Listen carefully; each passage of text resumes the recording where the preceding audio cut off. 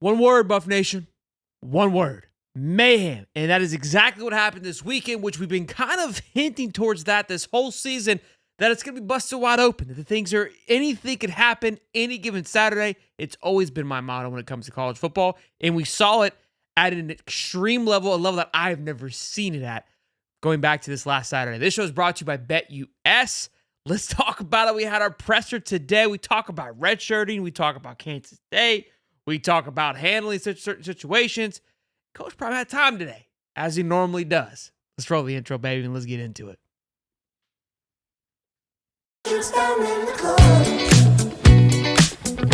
Yes, sir. All right, first order of business. 2 linebackers for Colorado entered into the portal. Trevor Woods, and Jeremiah Brown, both linebackers. Not in the portal, my apologies. Redshirted. Now, this created an entire conversation. It's kind of ironic because I was having this conversation with a friend of mine because the whole redshirt thing just doesn't sit right with me. And this is exactly what Coach Prime talked about. Like, we're on the same wavelength at times, it feels like, because my thing is, like, I understand redshirting if you're not going to play, but you're like, hey, I want a redshirt. I want to just focus on practicing, getting better. We've seen a few guys do that last year, going into this year. Like, hey, I'm not going to get the playing time that I want. I don't want to burn a year by just playing 5 games. Let me just sit back, get better, and I'll be back for this team. But that isn't what's happening right now, right? When you see the announcement, it's essentially saying, hey, I'm entering into free agency without saying that, right? So when people are announcing they're entering I keep saying portal because that's basically what it is, but when they're redshirting, it's like, I am quitting on the current team. And it goes back to that UNLV quarterback where he quit and he's not practicing with the team. That's what kind of our Prime was talking about. I was like, look, if you want a redshirt for the betterment of you and our team moving forward, I'm all for it. But I guess he was asking, he's like, if you redshirt and you have zero desire to come back, you're not practicing here. Like, what? And that was where I was getting at. It's like, if I am, let's say that quarterback from UNLV, you're burning 7 months of not playing because of whatever reason. It's just a really dirty, nasty situation. And it's hard because I understand the business aspect of it. I understand how much time and little time that you have. And the problem is that it's much bigger. It's an NCAA issue. It's a massive issue that needs to get fixed so kids aren't being screwed or taken advantage of, and vice versa, right? It needs to be cleaned up. And then he called out Colorado State because there's 2 players that were claiming they were offered $600,000 to leave Colorado State. And he's like, the hell you staying for Colorado State, basically, if you're offered $600,000. I thought that was pretty funny of him talking about that. But again, it's something that I've kind of wondered too, is like, it's very messy, it's very dirty. And you got to give credit for a team that's having success right now in Colorado is avoided the nonsense of the redshirting. You see a lot of teams that are dealing with it that aren't having success. UCF, obviously, they've had like 3 or 4 since the loss to Colorado. They've now essentially quit on the team. So again, something that always will be, every team will be kind of keeping in their mind. He was asked about the media, and we didn't get names, but I'm assuming it's Paul Feinbaum plus a plethora of others that are now on board on Colorado. And they're more on board now, even with what happened, more so with what happened this weekend, right? But here's the thing. We've been saying it. We've been talking about it. And we saw it coming. He even said, hey, are you, what's your thoughts on these guys being jumped in? He goes, look, they're going to hop on. And just as quickly as they hopped on, they'll hop off. And that's the thing. It was like, especially Paul Feinbaum. I can't rag on Paul either because I am very emotional. I'm very quick to flip a switch myself. And in college football, like 1 week you can be the hero, next week you can be zero. Okay? Just look at all Alabama. Okay? Literally from hero to zero. Kalen DeBoer went from the man, the next Nick Saban, to he's going to take Bama back to the motherlands, to we messed up. That Nick Saban would never, like, that is how quickly this sport changes. So you can't get involved in this media nonsense roller coaster hoopla. Like, that's what we do as a media. I'm just as guilty as the rest of them, okay? Let's keep it a buck. We're emotional human beings. Some of us are better at it than others. So I thought it was pretty funny and amusing that he did talk about it. And again, didn't say any names. He goes, I noticed it. I'm taking note of it. I remember who said what and what said this. And look, I'm glad they're part of it now. We'll see how that continues on with it. He also talked about some things that I'm going to go over in just a few minutes about having faith, about expectations. And I was writing my thoughts like as he's saying it and literally wrote what he said. I'm like, oh, we're dialed in. Okay, coach, I got you. Look, this show is brought to you by BetUS. And right now, the spread's plus 4.5. I mean, extremely... A big change going back from the previous weeks with when they were 14-point underdogs going into UCF. Kansas State, which is a much better football team than UCF, the respect for Colorado has increased dramatically in the last 2 weeks, as it should. But again, you go to BetUS.com, use the code YouTube150, you get back 150%. Your first 2 deposits, $125 on your third, up to $2,000. I told you to hammer that 14.5. That was maddening. This is more of a money line game to me. I would take money line plus 4.5. Isn't sexy to me. Keep in mind, you get 3 points. Technically, kind of like the rule of thumb is that you get a 3-point spread when it's a home game for you. So you got to think this probably on a neutral site would be more like a touchdown favorite. That's kind of how you can sometimes gauge it. That's how Vegas looks at it. So do with that with what you will. I love the over here. I'm thinking 35. I'm thinking 38, 32, 41, 36, 30, 35-ish kind of game here. Probably not, though. This Colorado defense, they're not the defense of old. I would be shocked they gave up 30 points. It could be more of like a 22-29 game. So 32-25 game. You know what I mean? 35-25. It's gonna be close. It's gonna be close. I don't think they explode like they do. Every Johnson I've been excited about. I got a little flack for that, saying that I called him Michael Vick, which I didn't even. The white Michael Vick, which words never came out of my mouth.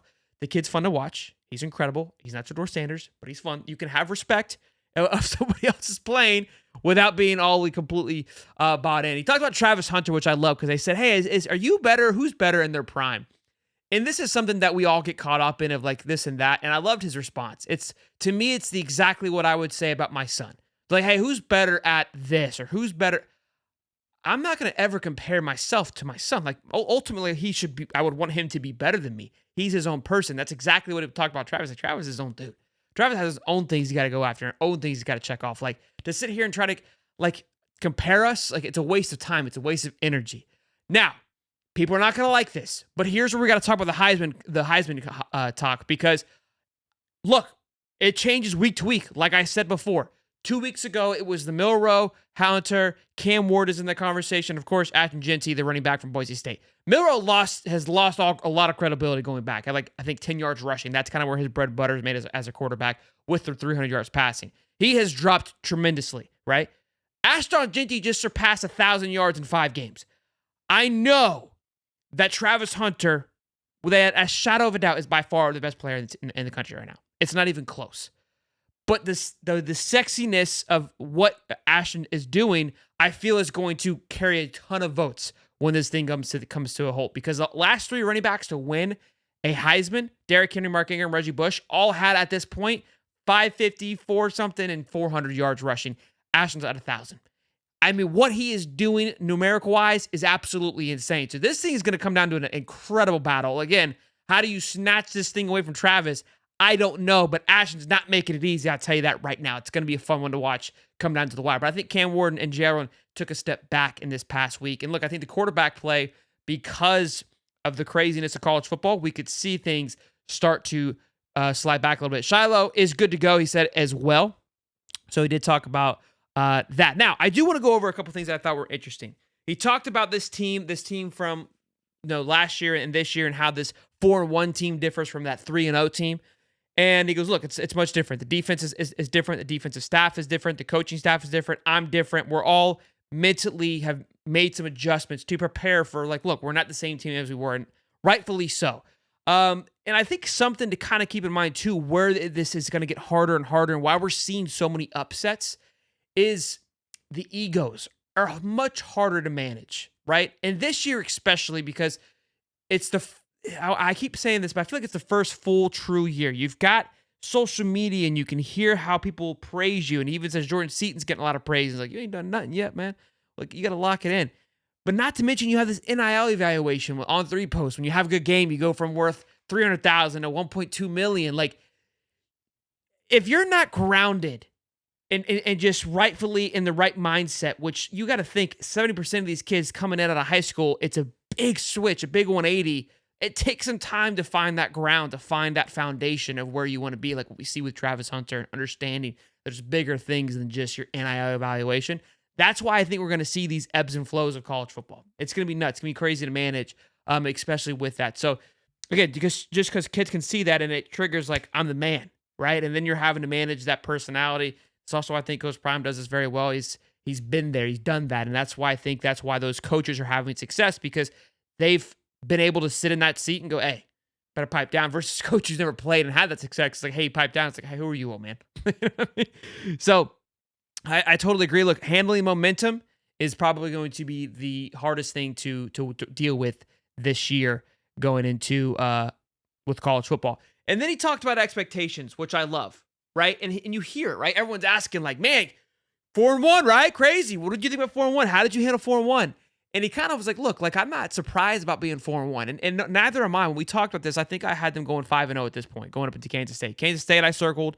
Utah I circled. And then I want to say Oklahoma State I circled, which I'm uncircling now. That game does not scare me like it once did. And that's me being completely transparent. Like, we've been following along this entire offseason. The changes that you've made, if the things that we're hearing and what you're telling me are to be true, and I believe them to be true, obviously, then yes, this team should be better. I think the pieces that are there are electric. You've got 3 to 4 NFL top draft picks on your football team. That should translate into W's. And so he's like, we're not like freaked out about this. We expected to be here. We're actually upset that, about the Nebraska situation. Like, in a sense, we should be 5-0. So when you keep asking me these questions, I know you didn't expect to be here, but we're not surprised about where we are. Like, when you put the work in, right? And this is where I got fired up. I was writing this down. I was typing it. It's when you're grinding and putting in the effort, you expect that return, right? And then when you get that return, it's how you manage it is what's important. So you don't have to be cocky or arrogant about it. Appreciate it. Give thanks to God. I'm like, yo, I appreciate the return from me putting out that work, right? But there isn't like the what? Like, you didn't win the lottery, right? You didn't buy a scratch-off ticket and hit it. No, you've been grinding. You put in the work. You should expect these things. And then when you get it, okay, cool. It's working. Let's continue to move forward. But this isn't the finish line. It never was the finish line. But I just planned on being here at mile marker 3. I still got 23 more miles to go. I'm running a marathon here. But I'm pacing well at mile 3. Fantastic. The training's been working. Now, what that does and should do is give you motivation for the next 3 miles.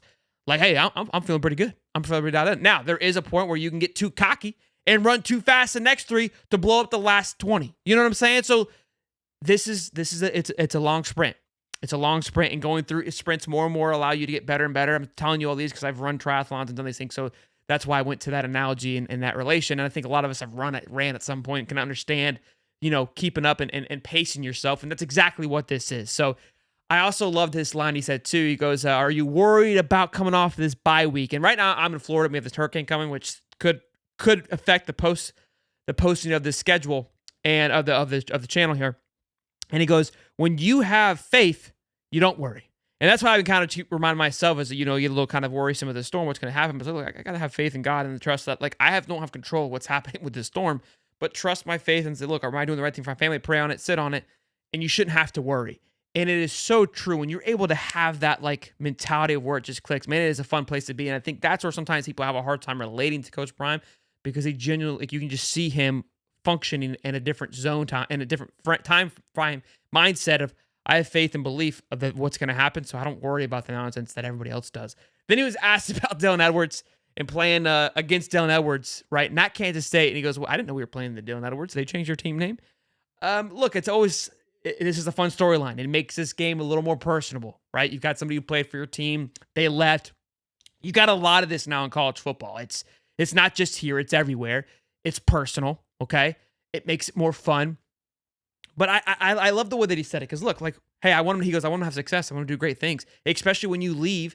He goes, even if you leave and you look back and kind of say some negative things, that may have been a shot towards Kamani and other players that have made kind of negative remarks when they've left. Like, just leave. Like, we're cool. Go do your thing. You don't have to turn back around and spit on me. You know what I mean? And he goes, even if you do, I want nothing but the best from you. He goes, but not on Saturday, right? I don't want him to have his best game on Saturday. And that's rightfully so. When we're in the middle of battle, I'm busting heads. Like, yeah, it's going to be personal. But afterwards, like, it's all love. We're playing a football game. Ain't no big thing. So, look, it's going to be fun. I think it's going to add some flair to it. And even Avery Johnson was asked about it. And he goes, look, yeah, is it going to be maybe a little more of a personal thing for him? Sure. But at the end of the day, he wants to win for Kansas State, and that's what's most important. I think I love how both sides are handling this situation. Like, again, it wasn't like an ugly departure. I know there was a little bit of drama when it first happened, but I think Dylan and everyone kind of just said, look, it's not working out. Let's go rock and roll. And Dylan's having great success at Kansas State. And like you said, you gotta love that for him, except this Saturday. personally, if watching this, I want to see him get leveled, right? I want to see him get shut down. Like, I told you so. And then like, all right, cool, we're cool. Like, that's just how it is. And maybe he balls out and he goes, yeah, I told you so, right? That's the ebbs and flows in college football. That's what makes it great. I don't, ain't got to be that serious. But we will hopefully, all things go well here. I don't lose power, things like that. With this storm, we'll be able to get the breakdown because I'm excited to look at this game versus Kansas State, break this thing down a little bit more. Big time recruit weekend this weekend as well. So all in all, things are trending in the right direction. The Big Mo is happening. It's Hate Kansas State Week. Be sure to smash the like button, subscribe. This show was brought to you by, of course, BetUS. And I'll see you guys in the next one. Peace and love, baby.